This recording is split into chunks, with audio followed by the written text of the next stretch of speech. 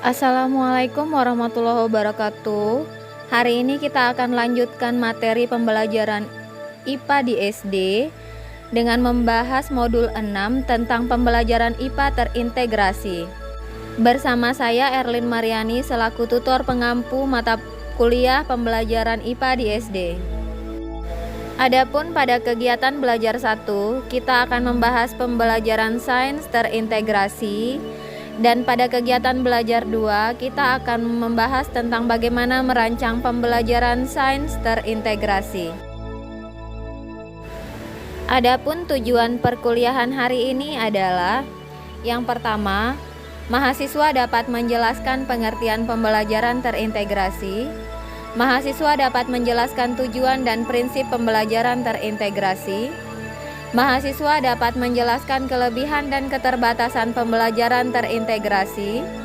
Mahasiswa dapat menganalisis materi sains yang dapat diintegrasikan dengan bidang lain. Dan yang terakhir, mahasiswa dapat mengembangkan contoh pembelajaran terintegrasi. Kita mulai dengan kegiatan belajar 1, yaitu membahas pembelajaran sains terintegrasi. Pembelajaran terpadu melatih meningkatkan kemampuan anak didik dalam hal keterampilan proses, berkomunikasi, memecahkan masalah, dan berpikir kreatif dan kritis. Karakteristik pembelajaran terpadu yang pertama adalah bersifat holistik, 2. Berpusat pada siswa, 3. Memberikan pengalaman langsung pada siswa, 4. Memisahkan topik materi atau bidang studi yang tidak begitu jelas, 5. Menyajikan konsep-konsep dari berbagai topik materi atau bidang studi dalam sebuah pembelajaran, 6. Memberikan pengalaman langsung pada siswa.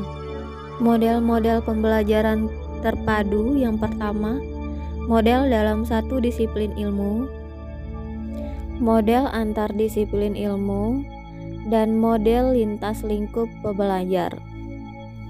Kelebihan pembelajaran terpadu yang pertama adalah pengalaman dan kegiatan belajar anak-anak selalu relevan dengan tingkat perkembangan anak.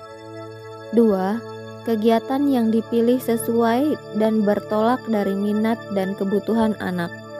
3.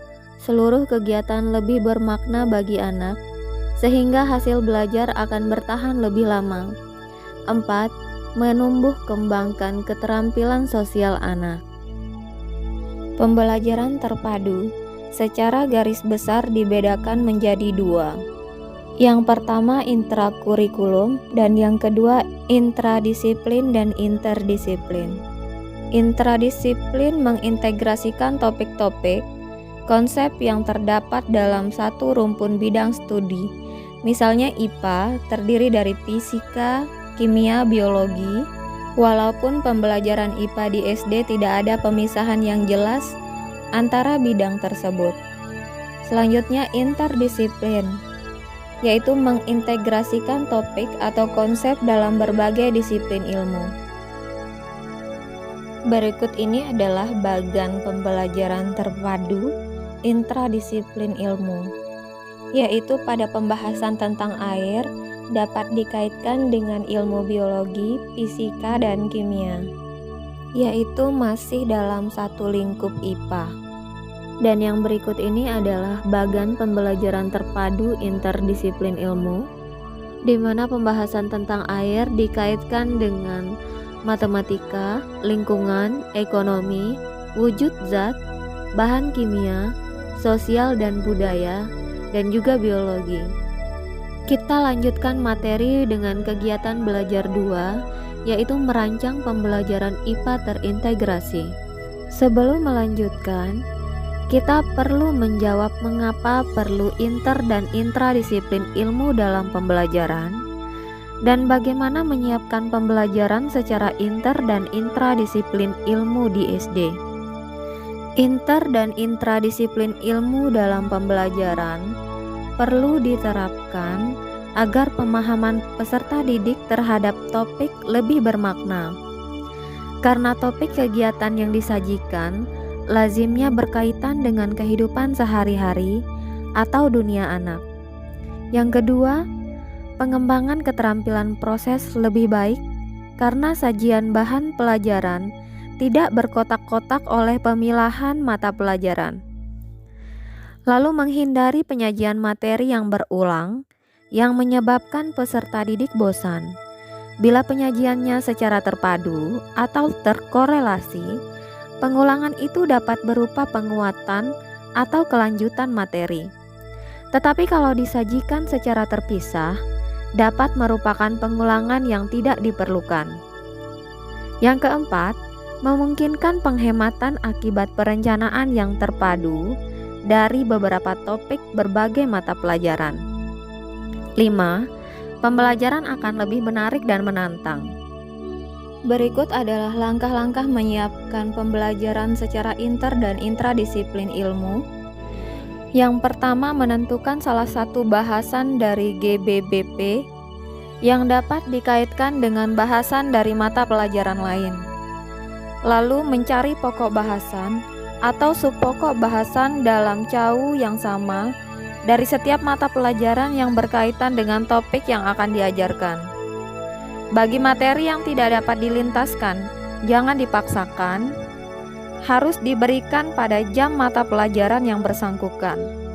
Lalu buatlah pemetaan kegiatan pembelajaran untuk mempermudah menentukan kegiatan belajar mengajar.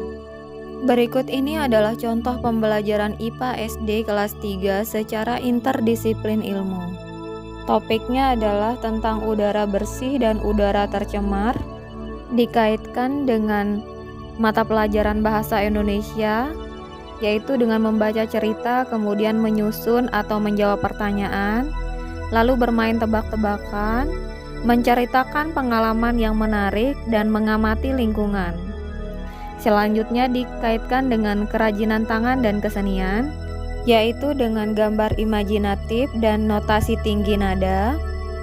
Lalu dengan ilmu pengetahuan alam tentang udara bersih dan udara tercemar mempengaruhi kesehatan, udara bersih baik bagi kesehatan, udara tercemar berbahaya bagi kesehatan. Adapun tujuannya adalah untuk memperoleh pengertian dan pengetahuan dasar tentang tanda-tanda udara bersih dan udara tercemar, perbedaan udara bersih dan udara tercemar, usaha-usaha mencegah pencemaran udara, pengaruh udara bersih dan udara tercemar terhadap kesehatan. Alat dan bahan yang digunakan adalah lingkungan, minyak wangi, minyak lampu, sapu tangan atau kain perca, gambar-gambar tentang lingkungan, bambu, kertas, dan sebagainya.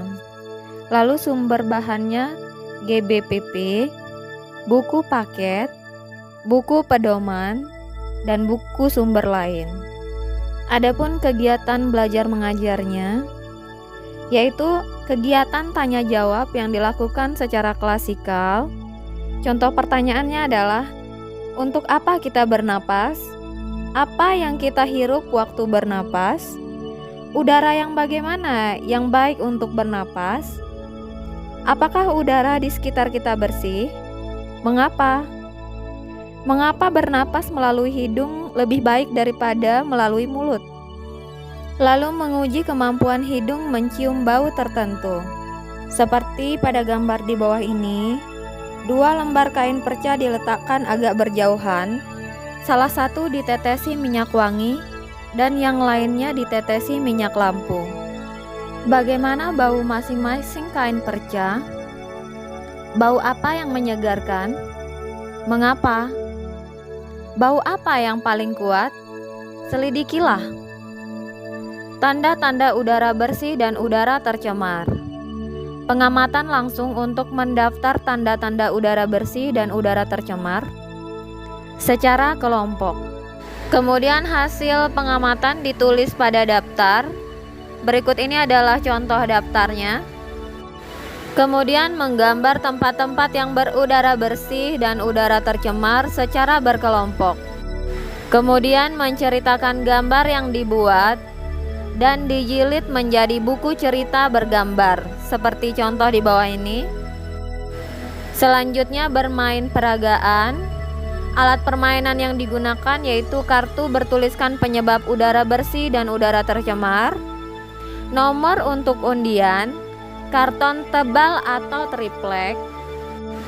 Cara bermainnya adalah pemain mengambil nomor pada kantong nomor dengan mata terpejam. Pemain memperagakan apa yang tertulis pada kartu sesuai nomor yang dipegangnya. Lalu pemain yang tidak mampu memperagakan diberi hukuman, misalnya bernyanyi. Pada kesempatan ini guru juga mengajarkan dan mempraktekkan notasi tinggi nada. Lalu diskusi kelompok tentang mengapa udara di kota-kota besar tercemar. Hasilnya dipajang di papan tulis untuk didiskusikan secara klasikal. Hasil diskusi dicatat masing-masing anak. Lalu membuat clipping. Setiap anak dianjurkan untuk mencari berita tentang lingkungan dari majalah atau surat kabar yang tidak terpakai lagi, kemudian tempelkan pada karton dan jadikan buku zigzag. Kemudian bermain tebakan.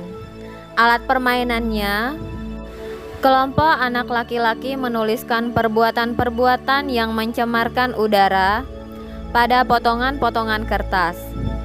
Kelompok anak perempuan menuliskan usaha-usaha mencegah pencemaran udara. Karton yang ditempelkan di papan tulis. Lalu cara bermainnya adalah anak laki-laki menempelkan salah satu potongan kertasnya, anak perempuan menempelkan pasangannya di sebelah kanannya, anak perempuan menempelkan kertasnya dan anak laki-laki menempelkan pasangannya di sebelah kiri. Demikian seterusnya hingga selesai. Kalau belum ada pasangannya, guru dapat melakukan kegiatan yang menunjang pencapaian tujuan belajar yang belum tergarap. Kemudian tentang pengaruh udara bersih dan udara tercemar terhadap kesehatan, dilakukan tanya jawab secara klasikal. Lalu menulis cerita tentang pengaruh udara bersih terhadap kesehatan. Lihat hasil kerja anak pada halaman berikutnya. Nah, ini adalah contoh hasil kerja anak dan program tindak lanjut yang perlu disiapkan, yaitu agar tidak ada waktu untuk kegiatan belajar mengajar yang terbuang, membantu anak lamban dan memperkaya pengetahuan anak yang pintar, menguatkan konsep. Lalu berikut ini adalah contoh membuat karangan dengan judul Mencegah Pencemaran Udara di Tempat Tinggalku. Mengadakan lomba mengarang dengan judul Menciptakan Lingkungan Sekolah yang Sehat, dan melakukan permainan seperti contoh di atas. Pengalaman anak dapat dilaporkan dalam bentuk tertulis, yaitu dalam bentuk surat, karangan, dan lain-lain. Selanjutnya adalah permainan kartu gambar. Permainan ini bertujuan untuk menanamkan pengetahuan tentang udara bersih dan udara tercemar. Permainan dilakukan secara berpasangan atau kelompok 4 anak. Alat permainannya adalah kartu-kartu yang bergambar keadaan lingkungan yang udaranya bersih dan udaranya tercemar. Kartu dibuat oleh guru atau murid. Aturan bermainnya dilakukan secara berpasangan atau berkelompok. Kartu dikocok dulu kemudian dibagi rata. Pengocok menjatuhkan sebuah kartunya terlebih dahulu. Lalu disusul pemain urutan berikutnya searah jarum jam atau berkelompok, menjatuhkan sebuah kartu yang gambarnya ada hubungannya dengan gambar pada kartu yang dijatuhkan terdahulu. Andai kata tidak punya gambar yang ada hubungannya atau tidak cocok, maka dilanjutkan kepada pemain berikutnya lagi. Jadi pemain tersebut tidak berhak menjatuhkan kartu. Seterusnya secara berurutan sampai kartu yang dipegang habis. Siapa yang kartunya habis lebih dahulu berarti menang. Sedangkan anak yang paling akhir kartunya habis atau tidak habis karena gambarnya tidak dapat dihubungkan, maka anak tersebut dinyatakan kalah dan harus mengocok semua kartu untuk dimainkan kembali. Kartu pada gambar disusun seperti gambar di bawah ini. Sebelum bermain, anak-anak dapat merundingkan aturan permainannya. Sekian dulu perkuliahan kita hari ini. Terima kasih sudah mengikuti perkuliahan dengan baik. Jangan lupa belajar, tetap semangat mengerjakan tugasnya. Wassalamualaikum warahmatullahi wabarakatuh.